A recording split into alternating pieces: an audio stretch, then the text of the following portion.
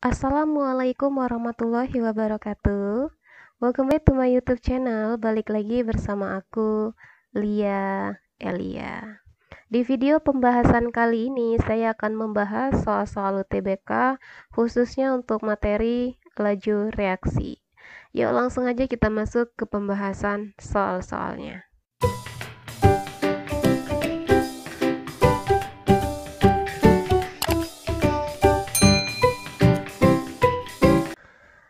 Soal nomor 15, proses pembentukan C dari A dapat digambarkan dengan diagram di bawah ini. Pernyataan yang benar terkait diagram reaksi di atas adalah, kita perhatikan dari gambar grafik. Dari gambar grafik di sini untuk reaksi pembentukan C dari A. Kita perlu ingat penentuan dari tahap penentu dari laju ditentukan dari reaksi yang berlangsung lambat. Reaksi yang berlangsung lambat bisa kita lihat dari energi aktivasi yang besar. Kita lihat di sini ada tahap A ke B, ya. Tahap A ke B, kita lihat puncaknya. Puncaknya di sini lebih kecil dibandingkan pada saat dari B ke C. Ini ya, dari B ke C. Puncaknya. Puncaknya itu yang mana? Yang ini ya. Kalau kita gambar, kalau saya garis, ini ada puncaknya yang pertama dari A ke B. Ini ya puncak nih. Nah, itu dari A ke B. Kemudian dari B ke C, ini puncaknya. Nah, yang mana yang paling besar? Yang paling besar tahap dari B ke C. Kenapa? Karena puncaknya tinggi. Kalau puncaknya tinggi artinya energi aktivasinya besar. Energi aktivasi besar artinya reaksi kita itu berlangsung lambat, ya. Jadi tahap penentu kita ingat dulu sudah didapat di sini penentunya dari B ke C. Saya tulisin dulu aja ya. Energi aktivasi yang besar tadi dari tahap B ke C. Ya, kalau dari gambar grafik di atas tadi, energi aktivasi yang besar adalah tahap dari B ke C. Oke, sekarang kita lihat dulu pilihannya. Carilah yang tahapnya dari B ke C. Nah, kemungkinan yang benar itu antara C dan D ya. Ini antara C dan D. Kita cek dulu C dan D yang mana yang paling benar. Yang pertama yang C, reaksi B ke C merupakan tahap penentu laju dan endoterm. Kita belum tahu dia endoterm atau eksoterm. Yang D, reaksi B ke C merupakan tahap penentu benar dan eksoterm. Nah, sekarang kita perlu ngecek lagi, reaksi dari B ke C itu eksoterm atau endoterm. Ingat lagi, kalau eksoterm, delta H-nya bernilai positif. Eksoterm negatif. Kalau endoterm, delta H-nya positif. Sekarang kita ingat delta H rumusnya delta H ya sama dengan entalpi produk H produk dikurang dengan entalpi reaktannya atau pereaksi. Kita tadi pembentukannya dari tahap B ke C kan? Ini dari tahap B ke C. Posisi B berada di atas. Nih nilainya di sini ya. Kalau C agak ke bawah ya di sini. Jadi dari sini bisa kita lihat nilai B itu pasti lebih besar daripada C, ya kan? Nah, sedangkan si B ini tadi sebagai reaktan, sedang si C ini tadi sebagai produknya. Nah, jadi karena nilai C ini kecil, kita buat permisalan aja nih kayak gini. Entalpi produknya tadi kecil. Nilai yang kecil kita kurangkan dengan nilai yang besar, pasti hasilnya negatif, ya enggak? Nah, atau bolehlah kita dalam bentuk angka. Misalkan nih, yang kecil itu 2, yang besarnya itu 4. 2 dikurang 4 negatif 2 kan? Nah, jadi entalpi kita bernilai negatif. Kalau entalpinya bernilai negatif, artinya reaksinya berlangsung secara eksoterm. Jadi yang paling tepat jawaban nomor 15 adalah yang D. Ya. Jadi kalau kita lihat ada gambar grafik penentu laju reaksi itu, lihatlah reaksi yang berlangsung lambat. Reaksi lambat itu bisa dilihat dari energi aktivasinya. Kalau energi aktivasinya besar, itulah reaksi yang lambat. Energi aktivasi dilihat dari mana? Dari puncaknya. Puncak yang paling tinggi itulah energi aktivasi yang paling besar. Ya.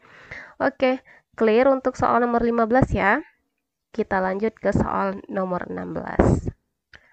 Soal nomor 16 ini mirip dengan soal nomor 15, gambar grafik juga, tapi pertanyaannya sedikit berbeda ya. Kita lihat di sini gambar berikut menunjukkan profil energi untuk reaksi A plus B menjadi P. Jika semua spesies yang terlibat berwujud gas, menurut teori kinetik gas, pernyataan yang benar, ya di sini ditanya itu pernyataan yang benar untuk reaksi tersebut adalah yang mana antara A, B, C, D, dan E. Kita cek satu-satu. Tahap pertama, di sini bisa kita lihat dari gambar grafik energi dan koordinat reaksi, diketahui jika keadaan awalnya reaksi A plus B. Keadaan awal A plus B adalah A kilojoule, ya. A kilojoule. Itu keadaan awalnya. Sedangkan keadaan akhirnya di P, ini keadaan akhirnya P dengan energinya sebesar B. Ini ya, energinya B. Oke, ya, itu untuk tahapan reaksinya. Spesies C, ini ada C ya, ada C juga. Spesies C adalah sebesar energinya C kilojoule juga nih, kilojoule per mol energinya ya. Nah, si C ini sebagai apa kondisinya di sini? C di sini artinya dia sebagai spesies atau zat antaranya. Ya, sebagai zat antaranya. Oke, kemudian untuk ada lagi nih, ada untuk AB+. AB+ energinya D. AB+ di sini sebagai kompleks teraktivasi pertama.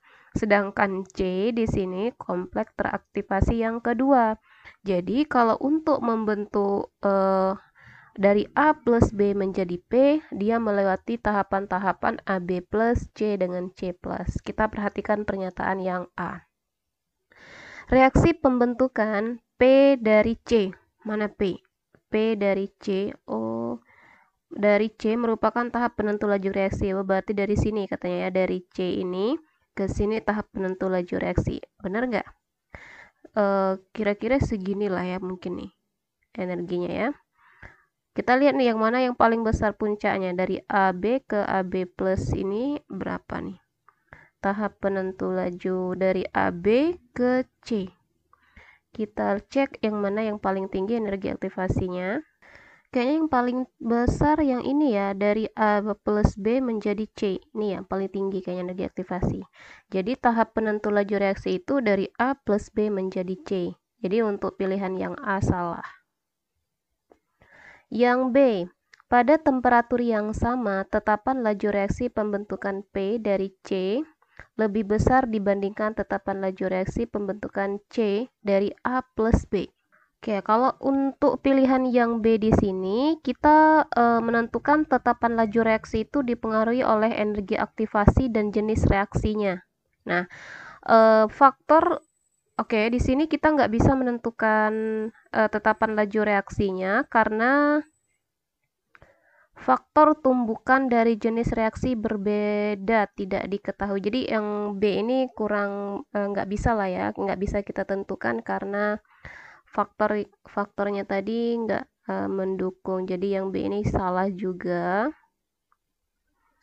Karena ibaratnya tuh tetapan laju reaksi itu dipengaruhi oleh energi aktivasi dan jenis reaksinya. Kita lihat yang C dulu. Yang C. Oke, yang C, senyawa antara C pasti akan dihasilkan jika sudah terbentuk senyawa teraktivasi AB. Nah, katanya senyawa antara C ini akan dihasilkan jika sudah terbentuk senyawa teraktivasi AB. Kita cek dari gambar grafik tadi. Posisi C di sini ya. C ini akan terbentuk setelah terbentuk ini AB plusnya. Nah, kita ingat kembali di sini Syarat terbentuknya suatu produk adalah terlewatinya energi aktivasi. Tanda suatu reaksi telah melampaui energi aktivasi adalah terbentuknya kompleks teraktivasi. Jika kompleks teraktivasi AB, ini kan kompleks teraktivasinya tadi AB plus ini tandanya, telah terbentuk, maka si C ini akan terbentuk untuk produk antaranya. Nah, jadi pernyataan yang C ini benar ya. Jadi C itu bisa terbentuk kalau AB plusnya sudah terbentuk. Coba cek yang D. Produk P dapat dihasilkan dari reaksi antara A dan B dengan melewati satu senyawa teraktivasi. Benar nggak? Dengan melewati satu senyawa teraktivasi. Salah ya. Dia harusnya dua nih berdasarkan grafik AB plus ini dengan C plus. Salah, harusnya dua aktivasi ya. Yang E, A dan B dapat menghasilkan produk P tanpa melalui C. Harus melalui C. Kalau nggak melalui C, kita nggak bisa mendapatkan produk P. Yang E salah juga. Jadi yang paling tepat kayaknya yang jawaban 16 ini yang C. Oke, bisa difahami soal nomor 16? Bisa. Kita lanjut soal nomor 17. Reaksi berikut 4pH3 menjadi P4 ditambah 6H2 mengikuti persamaan laju dPH3 per dt sama dengan K dikali konsentrasi pH3. Pada suatu percobaan dalam wadah 2 liter, dikasih tahu di sini volumenya 2 liter, terbentuk 0,04 mol gas H2 per detik. Nah, ingat ya ini per detik. Ketika konsentrasi pH3-nya itu 0,1 molar. Yang ditanya tetapan laju reaksi tersebut atau K-nya. Untuk mencari nilai K, berarti kita harus tahu dulu konsentrasi ini, awalnya nih, konsentrasinya di sini. Mencari konsentrasi pH3, kita gunakan data mol dari H2, karena di soal ada persamaan reaksi. Jadi kita gunakan lagi perbandingan koefisien di konsep stoikiometri. Mol H2 tadi awalnya di sini 0, ya, H2 awalnya 0,0048 mol. Kita membutuhkan mol pH3, mencari mol pH3 perbandingan koefisien 4 per koefisien H2-nya 6 dikali dengan 0,0048. Nah, berapa dapat mol dari pH3? Mol pH3 jadi sama dengan berapa nih kalau kita bagiin? Ini bisa dibagi ya, 48 dibagi 6, ini hasilnya 8. Jadi 0,008 kita kalikan dengan 4. Kita kali 4 hasilnya sama dengan 0,032. 0,0032 mol. Nah, ini untuk mol si pH3. Yang kita butuhkan konsentrasi pH3. Ingat rumus konsentrasi. Konsentrasi pH3 sama dengan mol dibagi volume totalnya. Molnya 0,0032 dibagi volumenya di soal tadi dikasih tahu 2 liter. 32 dibagi 2, 16. Jadi 0,0016. 0,0016 molar. Oke, dapat nih konsentrasi pH3. Kita masukin ke rumus tadi. Rumusnya tadi min D konsentrasi dari pH3 per dt, ini pH3 ya, sama dengan K dikali konsentrasi pH3-nya tadi. Kita mau mencari nilai K. Ganti nih, konsen dt-nya tadi 0,0016 per 1 sama dengan K-nya yang kita cari, konsentrasi di awalnya tadi 0,1, kita ganti 0,1, kali silang aja nih langsung. 1 berarti 0,0016 dibagi dengan 0,1 sama dengan 0,016. Inilah nilai K-nya, ada nggak? 0,016 karena kita bagi 0,1 naik ke atas jadi 10 ya, kita kalikan 10. 0,016 atau sama saja dengan 1,6 dikali 10 pangkat negatif 2. Jadi jawabannya yang E. Ini kalau dikonversi bisa ya. Oke, bisa difahami untuk soal nomor 17? Bisa, kita lanjut soal berikutnya. Soal nomor 18, pada suhu tertentu disosiasi HBr menjadi H2 dan Br2 mengikuti orde 1. Disosiasi 25 gram HBr selama 2 jam menyisakan 3,125 gram HBr. Nilai T setengah dari HBr dalam satuan menit. Oke, untuk soal nomor 18 ini lebih tepatnya untuk materi ini tentang waktu paruh ya. Tentang waktu paruh di subbab tentang radioaktif. Tapi nggak apa-apa lah, ini udah terlanjur ditulis soalnya, kita bahas aja ya, siapa tahu untuk pengetahuan nanti khusus untuk bab yang radioaktif. Kita lihat di sini yang ditanya itu waktu paruh.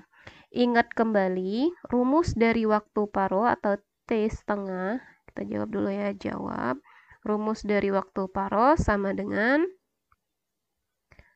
NT per N0 sama dengan setengah dipangkatkan dengan T per T paruhnya T setengah. Kita tinggal masukin rumus ini aja. NT itu massa yang tersisa, N0 massa awalnya. Massa sisanya tadi kan ini menyisakan, berarti 3,125. Massa sisanya kita ganti 3,125 per massa awalnya tadi 25 gram. Sama dengan setengah, ya, kita pangkatkan dengan T, waktunya tadi selama 2 jam. 2 per T setengah yang akan kita cari. Ruas kiri sama-sama kita bagi dengan 3,125. 3,125 dibagi 3,125 sama dengan 1. 25 dibagi 3,125 sama dengan 8. Jadi 1/8 sama dengan setengah pangkat 2 per T setengahnya atau T paruhnya tadi ya. T per T setengah. Nah, sekarang 1/8 ini kita arahkan ke setengah. 1/8 itu kalau kita ubah setengah pangkat 3. Ya kan, sama aja nanti ini. 1/2 pangkat 3. Nah, ini nanti mengikuti sifat eksponen sama dengan setengah pangkat T per T setengah. Nah, karena ini mengikuti sifat eksponen, kita ambil aja pangkatnya tinggal, karena sudah samakan bilangan pokoknya. Setengah, bisa kita coret ini, tinggal ambil yang atas. 3. Oke, T-nya tadi sudah ada nih 2. Kita ganti aja ya, bukan T lagi. Jadi 3 sama dengan 2 per T setengah. Kita kali silang aja. Jadi waktu paruhnya atau T setengah sama dengan 2/3 jam. Ada nggak 2/3 jam? Nah, karena di soalnya tadi minta konversi ke satuan menit, kita konversi aja. 2/3 jam itu berapa menit? Karena minta ke menit, konversi kita ya. Jadi T setengah sama dengan 2/3 jam. Dari jam ke menit kita kali dengan kali 60 menit. Nah, bisa nih dibagi 6 bagi 3, 2. Ini 2, berarti ini sisa 20. 20 dikali 2 sama dengan 40. Nah, dapat. Jadi jawabannya 40 menit. Karena dia minta konversi ke menit. Jadi jawabannya yang D. Ya, sebenarnya soal nomor 18 ya, saya ingatkan kembali ini untuk materinya bukan khusus untuk laju reaksi ya, tapi lebih ke waktu peluruhan. Kita lanjut ke soal nomor 19.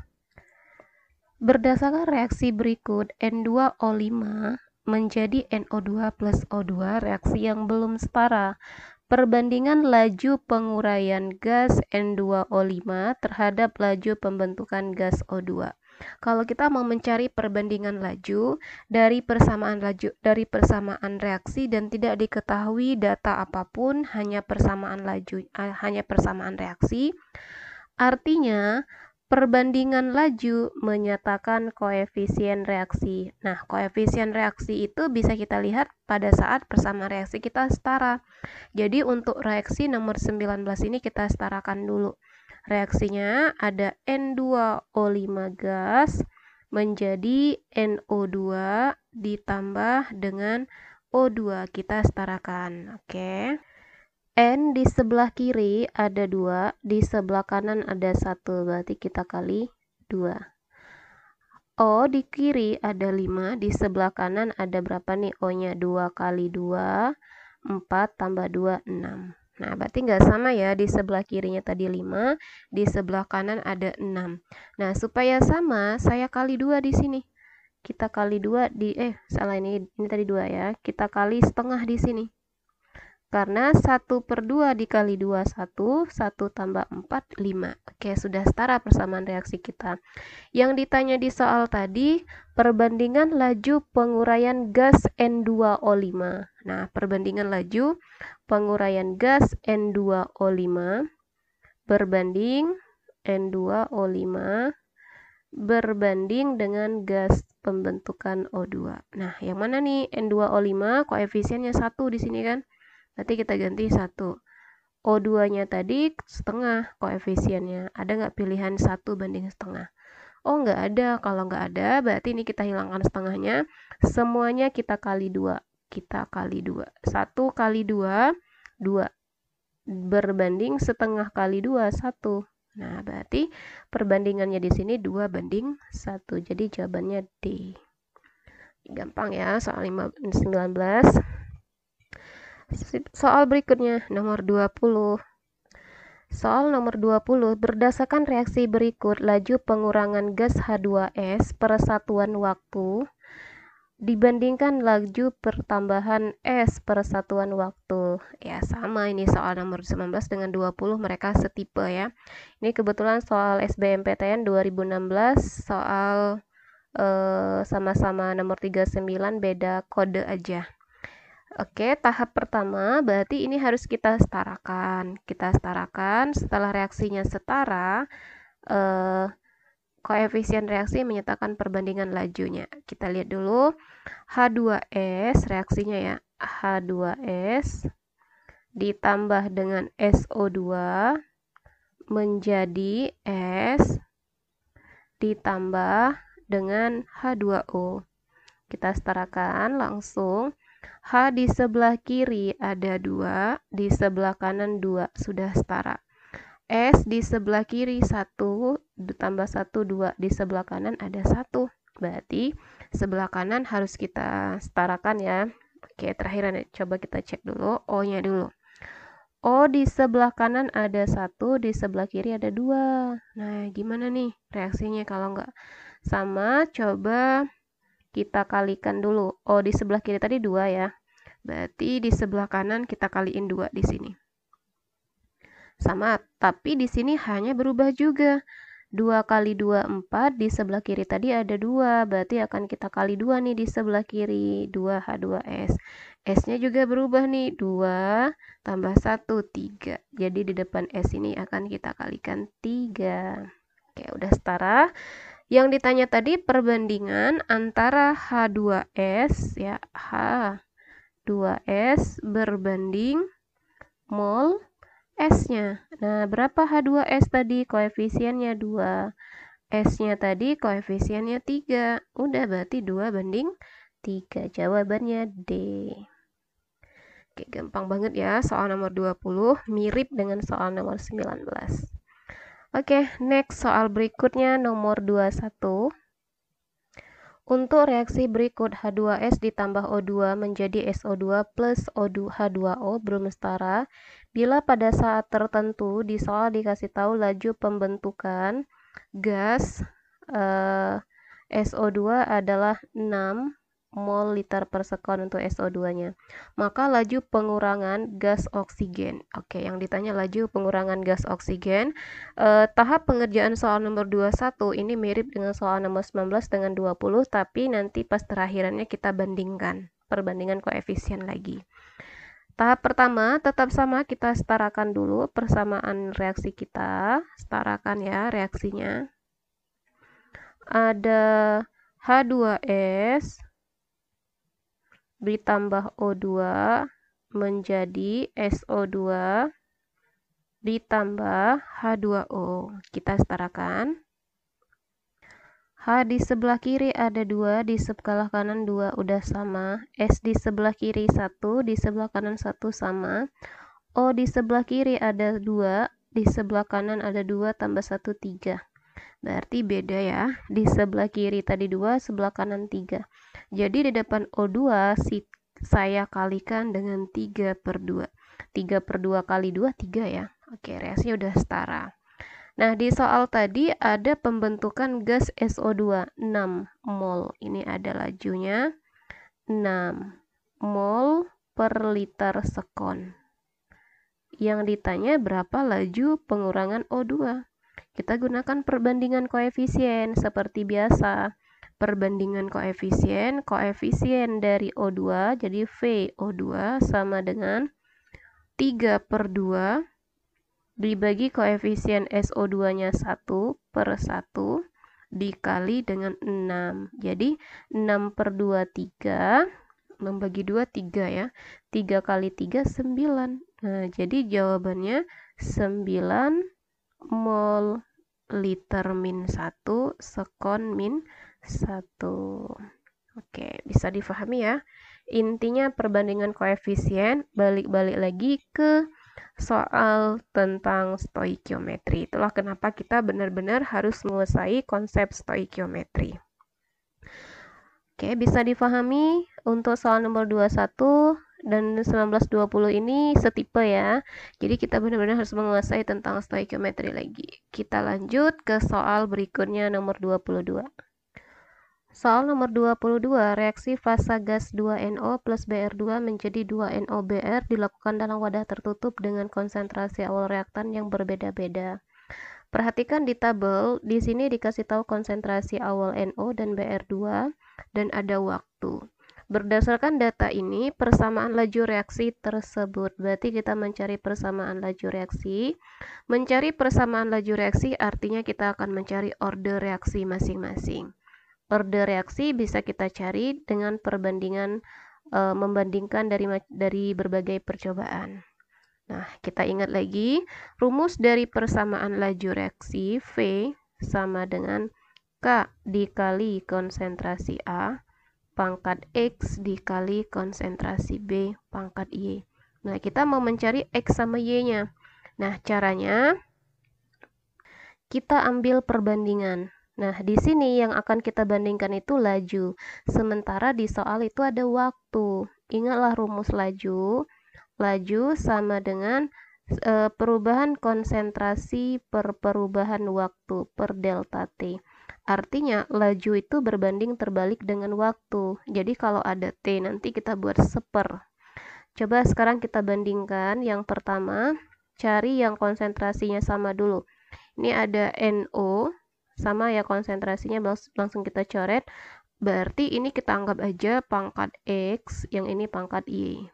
Nah, jadi yang pertama kita dapat datanya ada 0,05 per 0,10 atau 0,1 pangkat siapa tadi? Y ya. Sama dengan, karena ini 1/4, kita buat 1/4 dulu aja nggak apa-apa, per setengah. Atau boleh sih mau dibalik langsung. Nah, jadi 0,05 per 0,1 ini 0,5 atau setengah pangkat Y sama dengan 1/4 ini dengan setengah ini kita balik setengah juga. Jadi dapatlah Y-nya sama dengan 1. Nah, kita dapat Y-nya 1, tinggal mencari X. Mencari X, ambillah percobaan yang sama untuk yang Y. Percobaan 1 dan 3. Nah, 1 dan 3 yang kita bandingkan berarti 0,1 per 0,2 pangkat X. 0,1 per 0,2 ini setengah, jadi setengah pangkat X sama dengan 1/4, ini kita ubah setengah pangkat 2, jadi dapat X-nya sama dengan 2. Nah, dapatlah persamaan lajunya, tinggal kita ganti V-nya, jadi V sama dengan K dikali konsentrasi A-nya kita ganti NO, karena di tabelnya NO tadi pangkat X, X-nya 2 dikali konsentrasi Y-nya kita ganti BR2, Y-nya tadi dapat 1 jadi pangkat 1. Ada persamaan lajunya, K dikali NO pangkat 2 dikali BR2, jawabannya yang E. Oke, bisa difahami untuk soal nomor 22. Ini soalnya udah sering ya. Kalau ada data tabelnya laju, kita nggak usah buat seper lagi, langsung kita ambil lajunya aja. Tapi kalau dia waktu, kita buat 1/per. Oke, mungkin sekian dulu untuk pembahasan laju reaksi part yang keempat. Semoga video pembahasan ini mudah difahami. Dan jika video ini bermanfaat buat kalian, share ke teman-teman kalian ya, biar manfaatnya lebih banyak lagi. Saya akhiri, wassalamualaikum warahmatullahi wabarakatuh.